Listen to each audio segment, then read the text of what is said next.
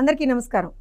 ఇవాళ తెలంగాణ రాష్ట్రంలో జరుగుతున్నటువంటి పరిణామాలు, నాయకులు మాట్లాడుతున్నటువంటి తీరును చూస్తూ ఉంటే ఉల్టా చోర్ కోత్వాల్ కు డాంటే అనేటువంటి ఒక సామెత మనందరికీ గుర్తుకు రావాలి.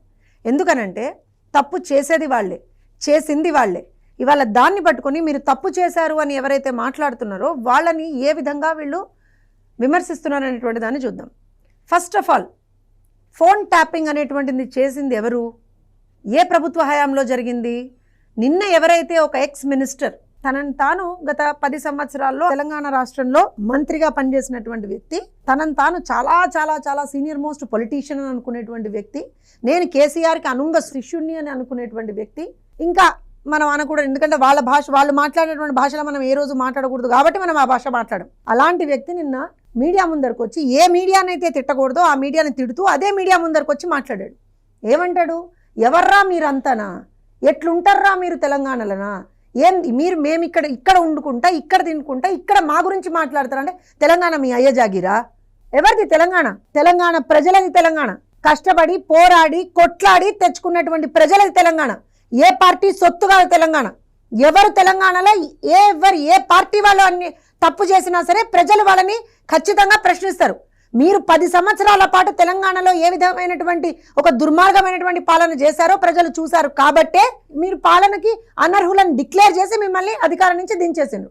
అరే మీకు గెలవనీకి చేతగాక మీరు తప్పులు చేశారు కాబట్టి మిమ్మల్ని ప్రజలు శిక్షిస్తే మా మీద పడి ఏడుస్తారు ఏంటంటే నాకు అర్థం కాదు. తెలుగుదేశం పార్టీ ఏం తప్పు చేసింది? చంద్రబాబు నాయుడు గారు ఏం తప్పు చేశారు? అవును, ఒక మీడియా సంస్థ మీద దాడి జరిగినప్పుడు ఇది తప్పు, ప్రజాస్వామ్యంలో ఇలాంటి తప్పులకి తావు లేదు అని చెప్పాం. మేము ఇలాంటి దాడులకి తావు లేదని చెప్పినాం.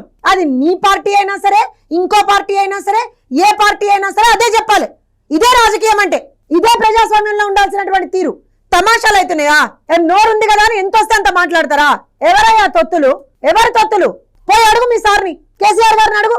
ఎక్కడి నుంచి తన రాజకీయ జీవితం స్టార్ట్ చేసిండో ఒకసారి అడుగు. మేము ఏ రోజున కూడా ఏ ఒక్క పార్టీకి సంబంధించినటువంటి నాయకుల గురించి మేము తప్పుగా మాట్లాడలేదు. మేము కానీ మా అధినాయకుడు కానీ ఏ రోజున తప్పుగా మాట్లాడలేదు. మీకు ఇవాళ వస్తున్నటువంటి ఇబ్బంది ఏంటిది అంటే, మీరు అధికారంలో లేరు కాబట్టి, అధికారం మీకు కావాలి కాబట్టి మళ్ళీ తెలంగాణ సెంటిమెంట్ని రెచ్చగొట్టి రాజకీయం చేద్దాం అనుకుంటున్నారా? ఏమంటారు? ఇంకోటి ఏమంటారు? ఇది దాడి కాదు నిరసననా? మిమ్మల్ని మీరు రౌడీలు అనుకుంటున్నారా? గుండాలు అనుకుంటున్నారా? లేకపోతే సంఘ విద్రోహ శక్తులు అనుకుంటున్నారా? ఏమనుకుంటున్నారు మిమ్మల్ని మీరు? ఇక్కడ ఉన్నటువంటి ప్రభుత్వం, కాంగ్రెస్ ప్రభుత్వం నిజంగా ఇవాళ రోజున నిమ్మకు నీరెత్తినట్టు కూర్చుంది కాబట్టి మీరు ఇట్లా ఇంకా కూడా బయటకు వచ్చి మాట్లాడగలుగుతున్నారు. ఇదంతా చూస్తుంటే ఏమనిపిస్తుంది అంటే మీరు కాంగ్రెస్ కలిసిపోయి ఉన్నారేమో అని అనిపిస్తున్నది. ఏం తమాషాలండి ఇవి? నాకు అర్థం కాదు. ఏం మాట్లాడుతున్నారు? ఒక మీడియా సంస్థ మీద మీరు దాడి చేస్తారు, అక్కడ ఉన్నటువంటి ప్రాపర్టీని డ్యామేజ్ చేస్తారు, అక్కడ ఉన్నటువంటి ఉద్యోగస్తుల మీద మీరు దాడులు చేస్తారు, మళ్ళా వచ్చి బయటకు వచ్చి ఇది తెలంగాణ అని మాట్లాడతారా? తెలంగాణ సంస్కృతి, దాడుల సంస్కృతి తెలంగాణ సంస్కృతి కానే కాదు. తెలంగాణ అంటేనే అత్యంత ప్రేమ ఆప్యాయతలతోటి ప్రతి ఒక్కళ్ళను కూడా మన హక్కున చేర్చుకునేటువంటి సంస్కృతి తెలంగాణ సంస్కృతి. బూతులు మాట్లాడటము, దాడులు చేయడము, తలలు పగలగొట్టడం ఈ తెలంగాణ సంస్కృతి కాదు. మీ పాత దోస్తు జగన్మోహన్ రెడ్డి గారి దగ్గర నేర్చుకున్నారు కావచ్చు మీరు ఇది. వాళ్ళు ఎట్లయితే పార్టీ ఆఫీసుల మీద, మీడియా సంస్థల మీద దాడులు చేసి వాళ్ళని బూతులు తిట్టి ఏదైతే వాళ్ళు 2019 నుంచి 24 వరకు చేసిండ్రో, మీరు అదే ఇవాళ రోజున మళ్ళీ ఇక్కడ రెప్లికేట్ చేద్దామని అనుకుంటున్నారు కావచ్చు. తెలంగాణలో వీటన్నిటికీ తావు లేదు.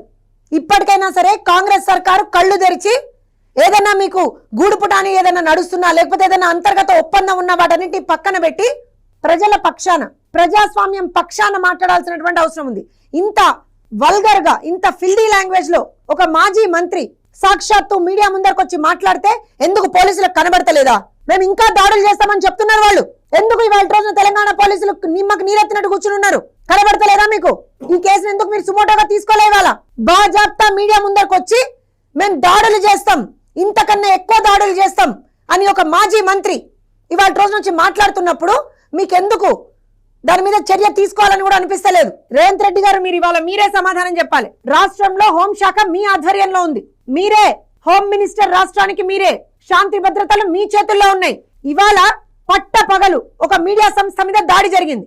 ప్రతిపక్ష పార్టీకి సంబంధించినటువంటి నాయకులు బయటకు వచ్చి మేము ఇంకా దాడులు చేస్తాం అని చెప్తున్నప్పుడు మీరు ఎందుకు చర్యలు తీసుకుంటలేరు వాళ్ళ మీద? ఏం ఆపుతోంది మిమ్మల్ని వాళ్ళ రోజున? ఇంకొకటి చెప్తున్నాం, బీఆర్ఎస్ నాయకులకి ఒకటే మాట చెప్తున్నాం, మీరు రాజకీయంగా ఎదుర్కొనేటువంటి సత్తా మీకుంటే రాజకీయంగా ఎదుర్కోండి.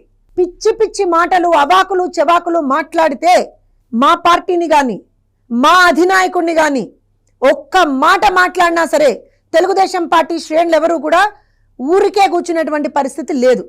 తెలంగాణ ఎవరి జాగీరు కాదు. హైదరాబాద్ నడిబొడ్డులో పుట్టినటువంటి పార్టీ తెలుగుదేశం పార్టీ. ప్రజలు ఎక్కడ ఇబ్బందులు పడితే తెలుగు ప్రజలకి అనుక్షణం కూడా వెన్నండి ఉండేటువంటి పార్టీ తెలుగుదేశం పార్టీ.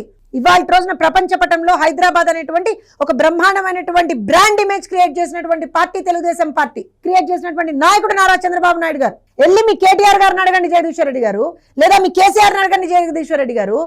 ఇవాళ తెలంగాణకు వచ్చేటువంటి మాక్సిమం ఇన్కమ్ అనేటువంటిది ఎక్కడి నుంచి వస్తున్నది, ఏ పార్టీ అధికారంలో ఉన్నప్పుడు దానికి బీజం పడింది, ఇవన్నీ ఆలోచన చేసి ఒళ్ళు దగ్గర పెట్టుకొని మాట్లాడండి.